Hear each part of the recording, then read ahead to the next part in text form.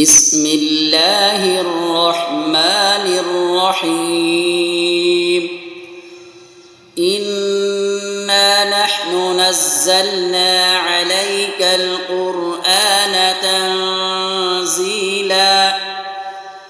فاصبر لحكم ربك ولا تطع منهم آثما أو كفورا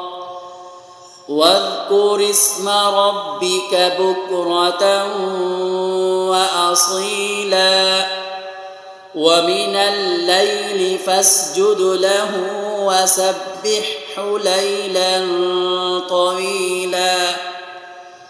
إن هؤلاء يحبون العاجلة ويذرون وراءهم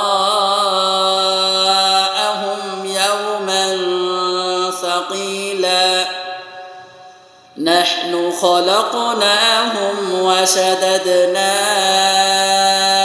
أسرهم وإذا شئنا بدلنا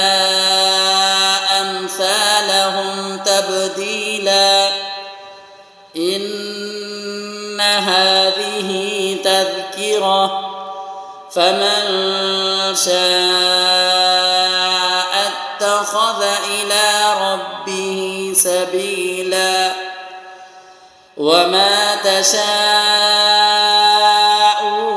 إلا أن يشاء الله إن الله كان عليما حكيما يدخل من يشاء في رحمته والظالمين أعد لهم عذابا أليما آمنت بالله صدق الله